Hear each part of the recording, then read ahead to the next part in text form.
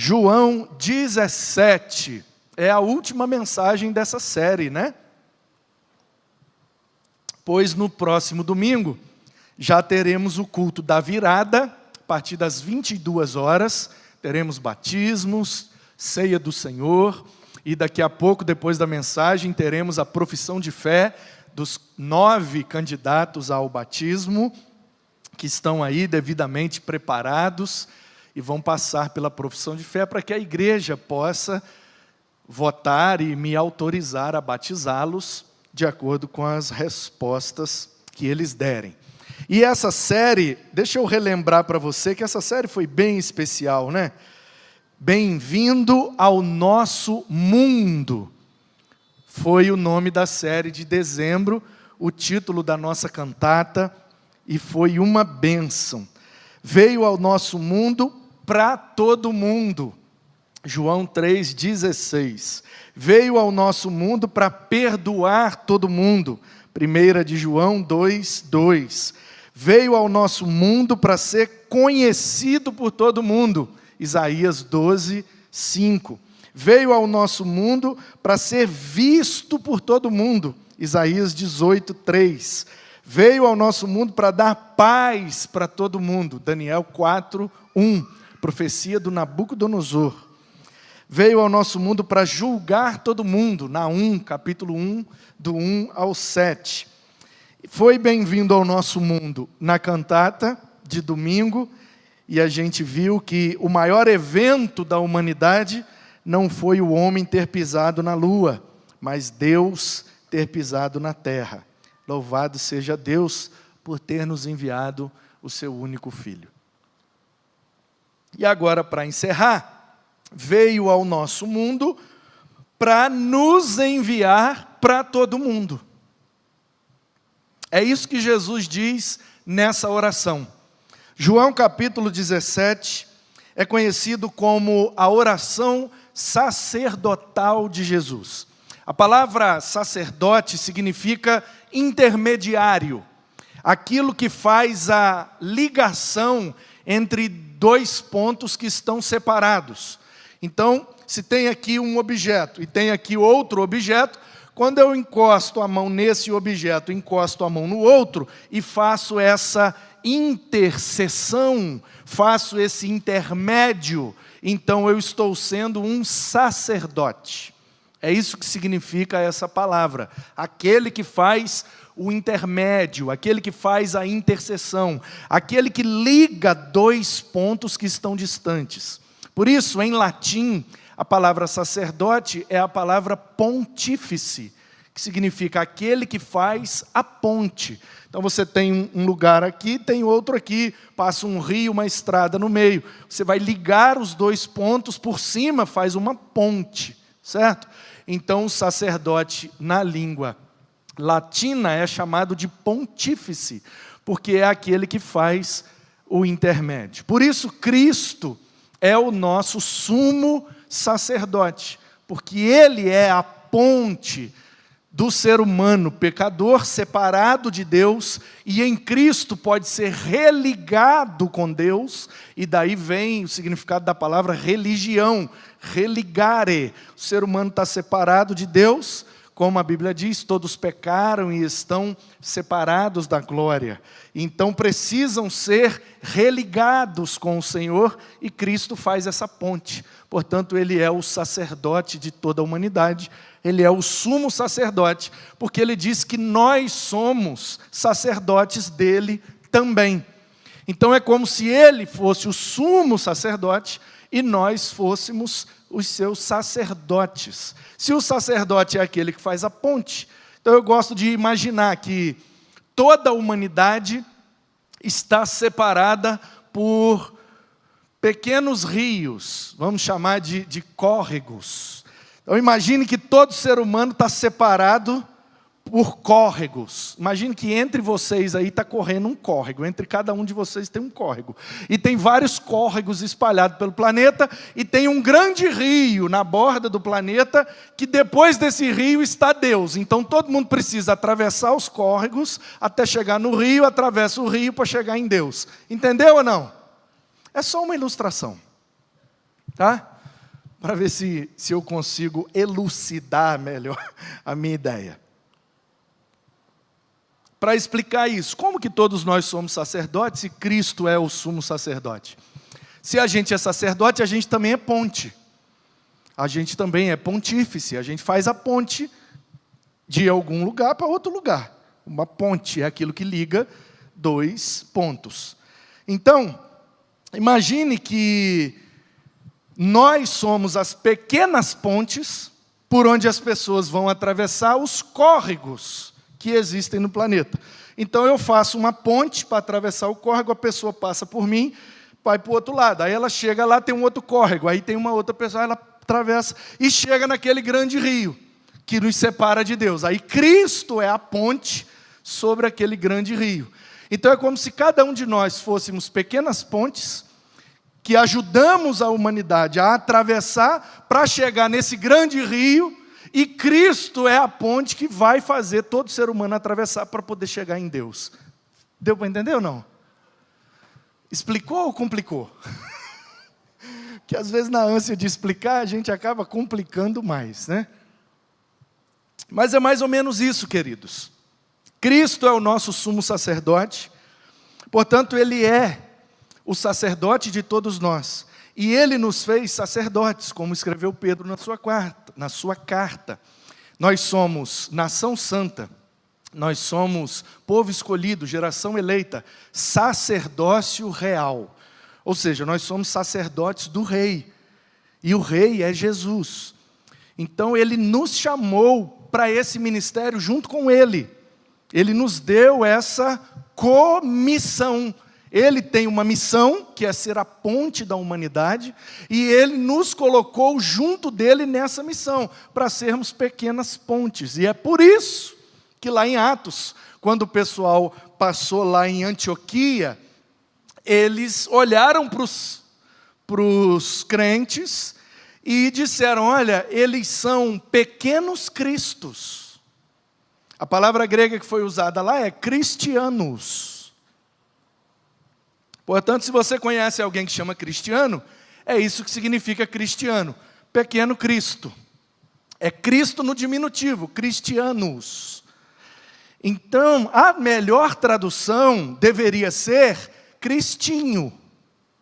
Só que quando o João Ferreira de Almeida foi traduzir para o português, no idioma de Portugal, o sufixo inho gera um diminutivo, porém gera também uma depreciação.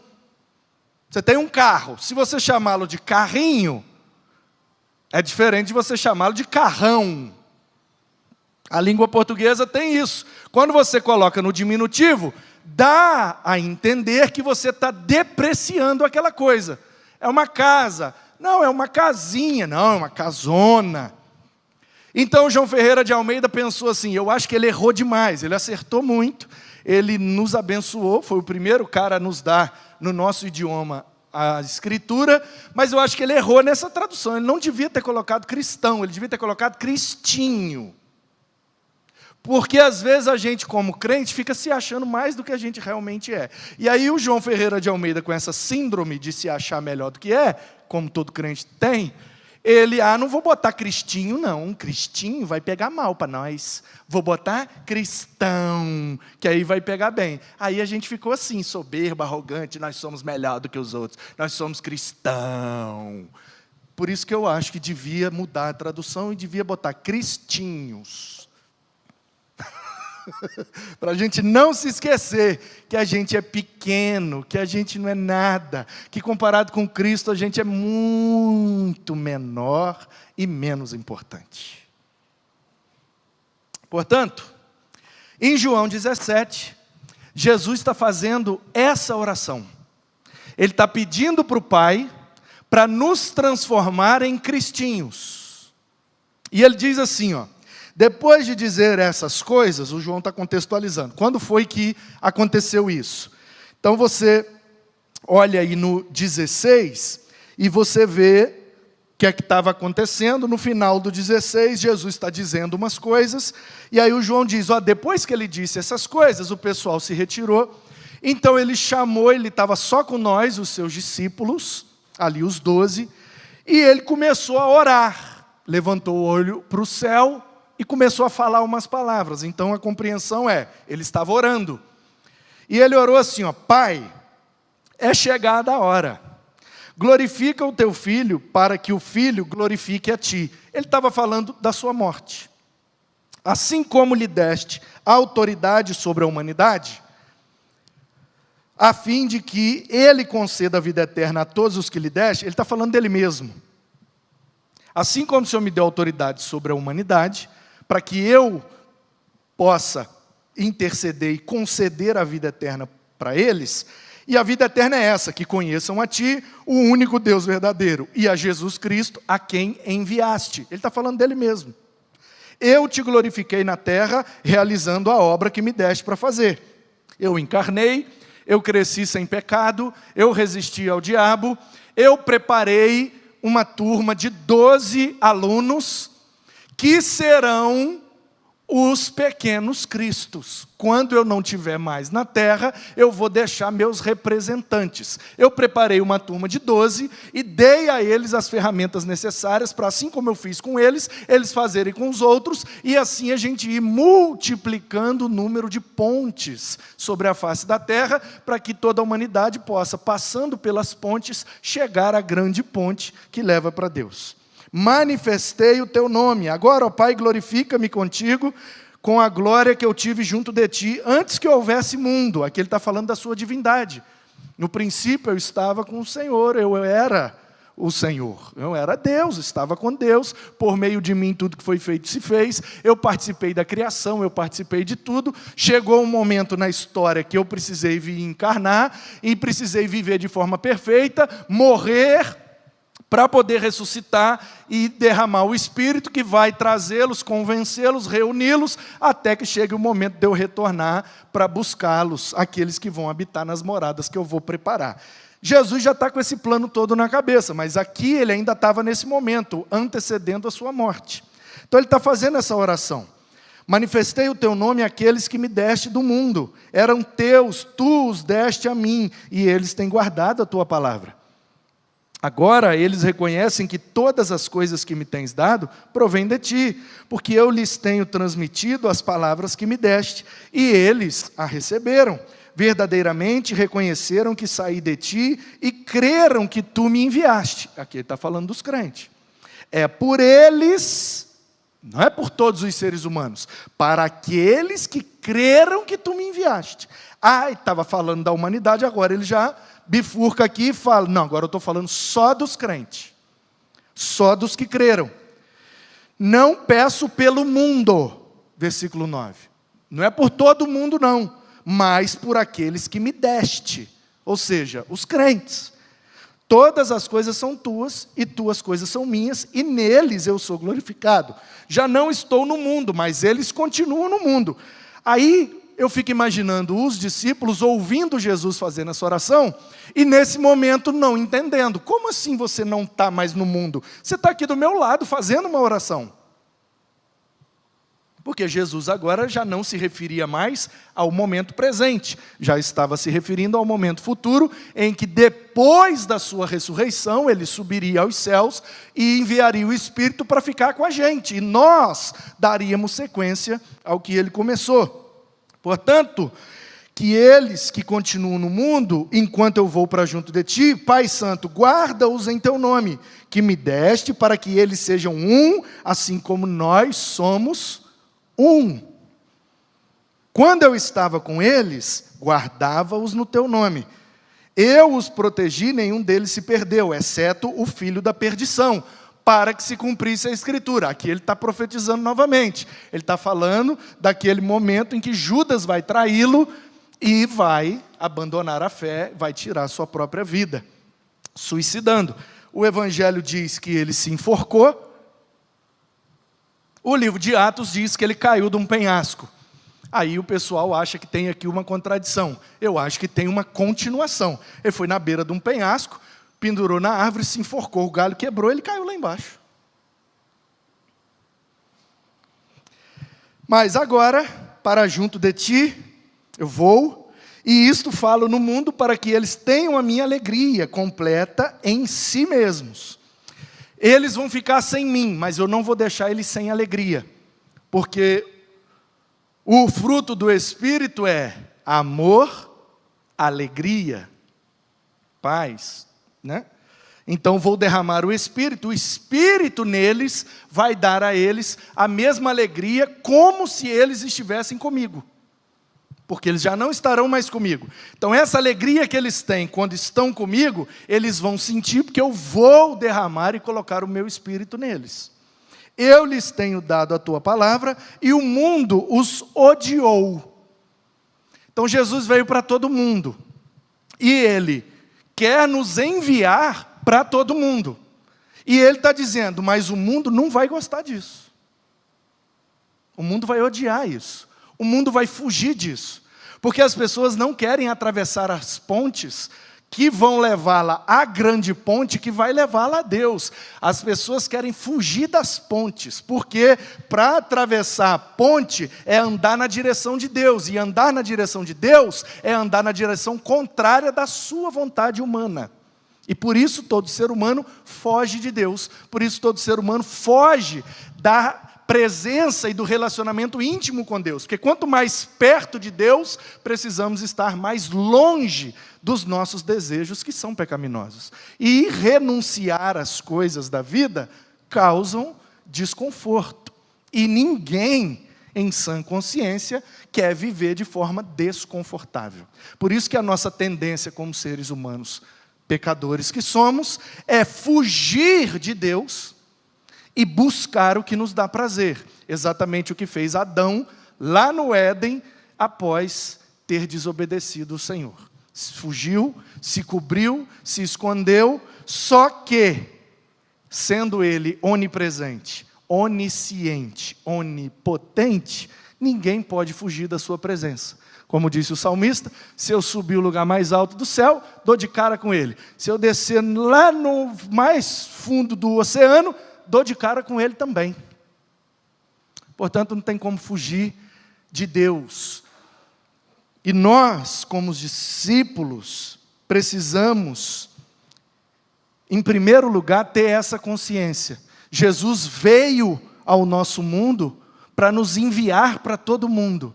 Só que esse envio é um envio que vai gerar desconforto, que vai gerar renúncias, que vai gerar dor. Por quê? Porque o mundo nos odeia, disse Jesus. Já disse a você, a palavra mundo tem algumas possibilidades de tradução. Lá no original a palavra é cosmos, ou cosmon. Mas ela pode significar coisas diferentes dependendo da frase em que ela está inserida. Então quando diz, Deus amou o mundo, está falando o quê? O universo, tudo que foi criado? Está falando do planeta Terra? Está falando da humanidade? Ou está falando do sistema pecaminoso que a humanidade vive? Porque a Bíblia nos orienta em vários textos que a gente precisa se aproximar de Deus e fugir do mundo. Nós não podemos ser do mundo, tanto que a gente criou esse dualismo, né? As coisas de Deus e as coisas do mundo. Tem música de Deus e tem música do mundo. Então, mundo, nesse último sentido, é sistema pecaminoso que a humanidade vive, que é buscar o prazer e fugir da dor, geralmente a dor de buscar a Deus. Então, mundo pode ser o universo, mundo pode ser o planeta Terra, mundo pode ser a humanidade, mundo pode ser o sistema pecaminoso que a humanidade vive, e mundo pode ser um pequeno nicho de interesse. Então, no mundo do skate, existem lá os que são reverenciados. E se entrar aqui, os 3 maiores skatistas do mundo, entrar e sentar aqui, vocês não vão nem ligar, porque vocês não sabem quem são. Mas eu vou olhar e vai falar, quem está aqui? Meu Deus! Não vou falar Tony Hawk, porque aí você conhece.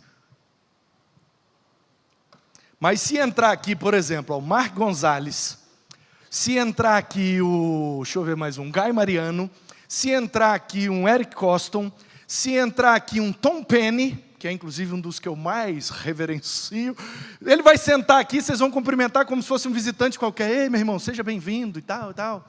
E eu vou ficar, meu Deus, o Tom Penny aqui na PIB Itaim. Mas vocês não conhecem, por quê? Ele tem relevância no mundo do skate. Entendeu ou não? Entendeu, Lúcia? Está acordada? Estamos juntos? Amém.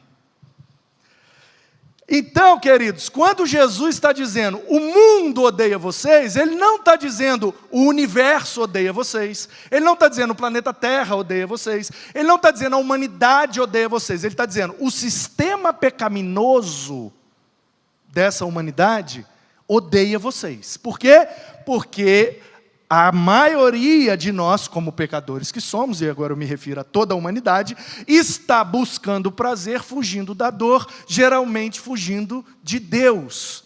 Então o que Jesus está dizendo é, para que vocês sejam meus sacerdotes, vocês precisam estar dispostos a viver a dor que é ser odiado pelo sistema pecaminoso que vocês vivem. Em volta de vocês tem um sistema em que a humanidade está vivendo, desde que Adão pecou. Desde que Adão foi expulso do jardim, os seus descendentes foram criando sistemas de convivência que são corruptos, que são pecaminosos, que são errados. Ou você vai me convencer que todo mundo que ficou rico trabalhando honestamente. Aliás, eu acho que trabalhar honestamente nem é a melhor maneira de ficar rico. Sinceramente, riqueza é um mistério para mim. Porque eu conheço muita gente que trabalhou muito e foi muito honesto e não ficou rico, não. E conheço gente que não fez nada, que herdou dos avós um terreno. Aí o governo disse assim, preciso desse terreno para passar uma estrada. Aí o cara falou, então toma aqui 20 milhões para passar uma estrada aí no meio do seu terreno. Aí o cara, 20 milhões, milionário. Alguém trabalhou 20 anos, extremo, árduo trabalho, por 20 anos, teve 3 empregos. Você lembrou, né?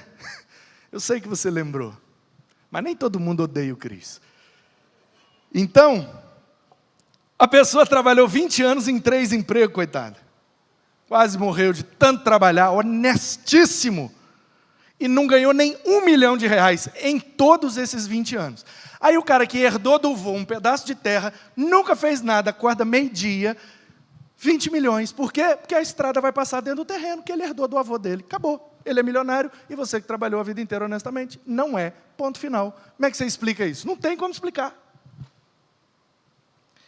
Então o que eu estou dizendo é, o nosso jeito de viver como humanidade é um jeito pecaminoso, sempre foi.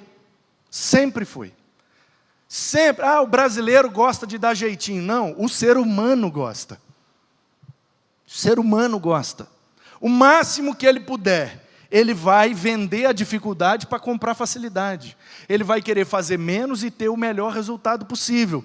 Porque isso faz parte da nossa natureza pecaminosa.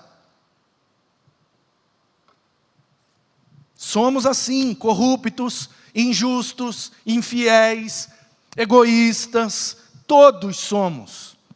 Portanto, Jesus está dizendo, esse jeito humano de viver odeia os que desejam viver igual a Ele. Tanto que Ele foi pregado numa cruz. Ele foi alvo do ódio de muita gente que se beneficiava daquele sistema pecaminoso. Portanto, quanto mais parecidos com Jesus, mais odiados pelo sistema pecaminoso. O planeta não vai odiar a gente, a humanidade inteira não vai odiar a gente, mas dependendo do que a gente mexer, se tem alguém se beneficiando, o ódio vai vir para a gente. Jesus está dizendo, vocês querem ser meus sacerdotes? Estejam dispostos a viver dessa forma. Vocês vão pagar o preço? Vocês vão deixar as pessoas passar em cima de você? E eu me lembro uma vez que eu estava investindo na vida de uma pessoa e a pessoa só me fazia sofrer. E quanto mais eu investia na vida dela, mais eu sofria por causa dela. E um dia eu falei, meu Deus, não é possível. O que falta mais eu fazer para essa pessoa? Deitar no chão para ela passar em cima? Aí eu lembrei dessa figura e senti na hora Deus falando assim, exatamente isso que você tem que ser, deixar passar em cima, porque você não é uma pequena ponte?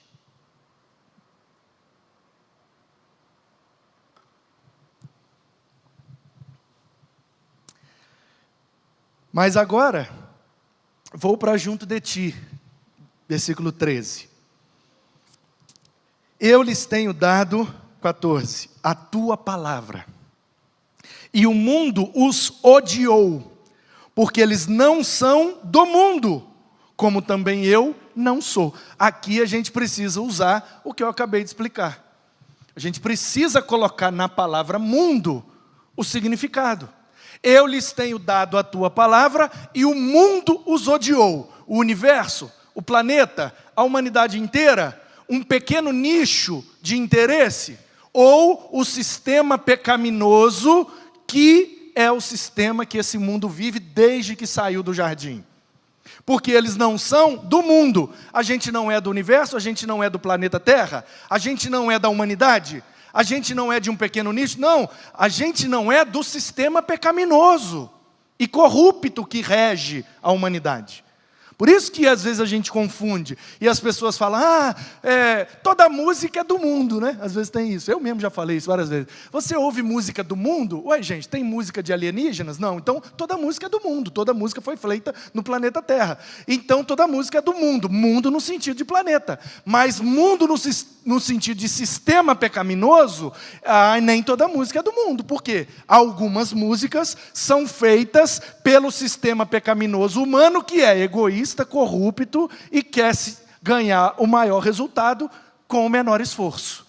Então, para mim, música do mundo é uma música que serve a esse sistema pecaminoso, egoísta, que prega essa mensagem de tudo que é contra Deus e tudo que é a favor dos nossos prazeres carnais. Isso é uma música do mundo. Agora, se você pode ou não ouvir, aí é contigo mesmo. Eu lhes tenho dado a tua palavra. Portanto, qual é a ferramenta que Jesus deixou para a gente? Porque Ele nos enviou para todo mundo. Como é que a gente vai ser melhores pequenas pontes? Como é que a gente vai ser melhores sacerdotes para que todos cheguem nele, que é o sumo sacerdote, para chegarem até Deus e a vida eterna? Jesus deixou só essa ferramenta para a gente, a palavra. Eu lhes tenho dado a tua palavra. O mundo os odiou, porque eles não são do mundo. Claro, quanto mais a gente quer viver conforme a palavra de Deus, mais o sistema pecaminoso vai nos odiar, porque a palavra nos orienta a ir contrariamente a tudo que o nosso prazer pede. Não peço que os tires do mundo. Aí agora, Jesus está, não peço que os tires do universo, não peço que os tires do planeta, não peço que os tires do sistema pecaminoso, não peço que os tires que mundo é esse aqui? Percebe? Agora aqui, o mundo é o planeta. O mundo é o Cronos. Poderíamos usar o universo, porque o planeta pertence ao universo também. Então, aqui nessa frase do versículo 15 e 16, não peço que os tires do mundo, mas que os guardes do mal. Agora sim, essa palavra mundo está dizendo o universo, o planeta. Não peço, Pai, que o Senhor os arrebate agora. Não, deixa eles aqui. Então o mundo aqui, agora, é o planeta. Mas que os guardes do mal. Aí vem o 16, eles não são do mundo. Se a gente não entender esses significados diferentes, a gente buga e não entende. Como assim, Jesus? Não tire do mundo, mas eles estão no mundo, mas eles não são do mundo e vão ficar no mundo. O que é isso? Percebe? Se você interpretar a palavra mundo nessa oração Do mesmo jeito, não vai fazer nenhum sentido. Não peço que os tires do mundo, mas eles vão ficar no mundo, mas eles não são do mundo. O que é isso, Jesus? Deu para entender? Quem entendeu diz amém. Eles não são do sistema pecaminoso, como eu também não sou. Embora eu peço que deixe que eles continuem nesse planeta, porém sendo livrados da maldade desse sistema pecaminoso. Santifica-os na verdade, que é o que vai contrário ao sistema pecaminoso, que prioriza sempre a mentira. Santifica-os na verdade. A tua palavra é a verdade. E aí vem o versículo que eu realmente quero pregar nessa noite, que é o 18. Assim como tu me enviaste ao mundo, também eu os enviei ao mundo. A pergunta é, qual é o mundo agora? Jesus foi enviado ao mundo. Qual mundo Jesus foi enviado? Ao universo, ao planeta, ao sistema pecaminoso, à humanidade toda, ou a um pequeno nicho de interesse? Então, do mesmo jeito que Jesus foi enviado ao mundo, Ele está enviando a gente ao mundo. E agora a gente precisa escolher uma forma de interpretar essa frase. Porque tem duas palavras mundo aí, e se a gente não souber interpretar, a gente vai ficar bugado. Então, o Pai enviou o seu Filho. Enviou o seu Filho para quê? Para ser do sistema pecaminoso? Não. Para ser um humano.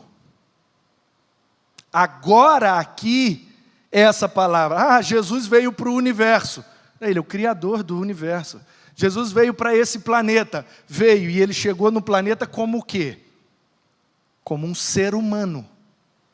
Jesus não foi uma planta, não foi um animal, não foi uma pedra, foi um ser humano. Então aqui, a primeira palavra mundo é humanidade. E a palavra também está criando uma correlação. Então Jesus está dizendo, assim como eu fui humano, que eles também sejam humanos. Assim como eu fui enviado a este mundo como ser humano, eu também os envio a esse mundo porque eles são humanos. Porque gente precisa de gente. Gente precisa de gente. Porque só gente pode fazer a ponte que aquela gente precisa para chegar a Cristo, que é o que precisa para chegar a Deus. Amém? Nossa Deus, vocês estão aí ainda? Deu uma, né?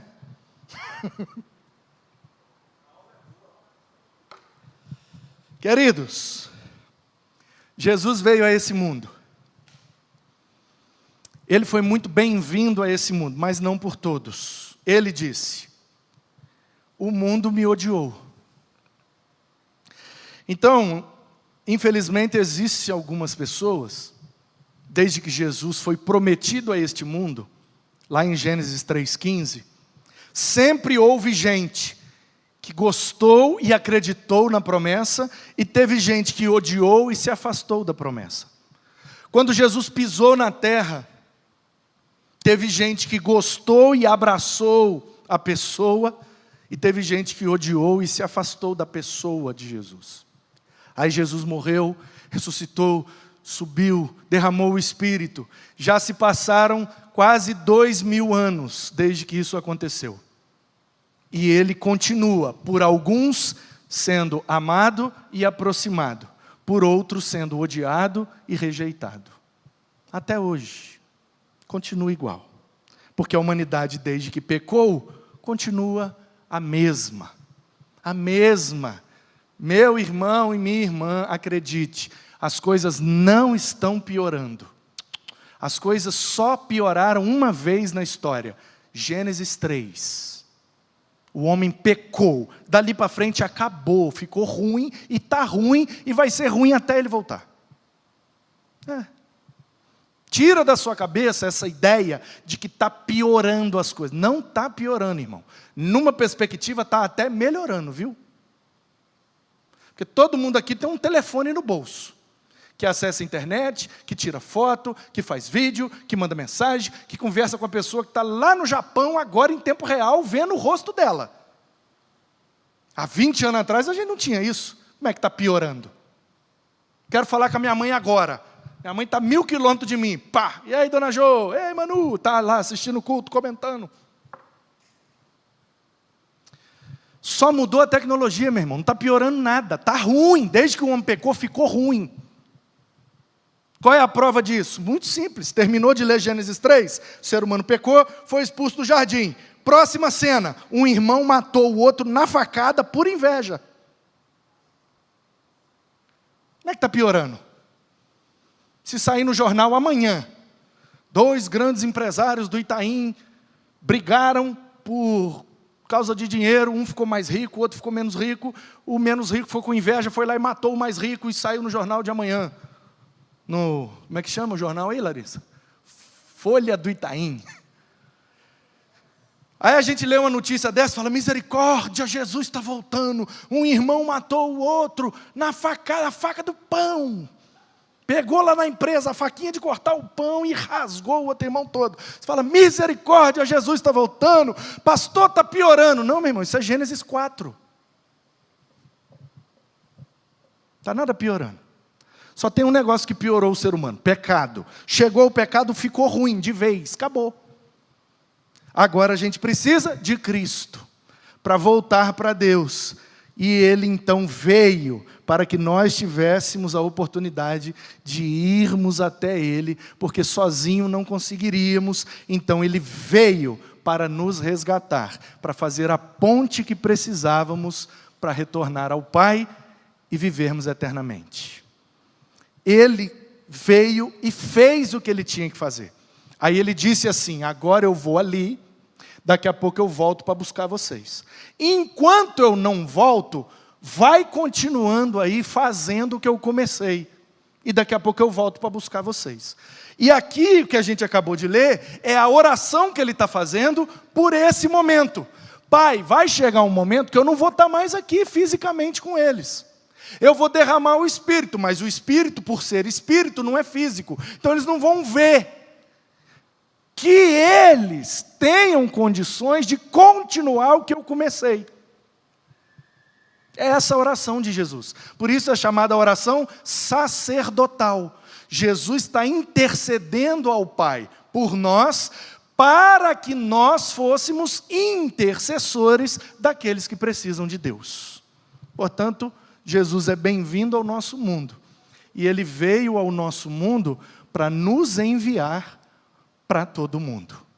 Assim como o Pai enviou Ele, Ele enviou a gente para sermos sacerdotes para uma humanidade que precisa dEle.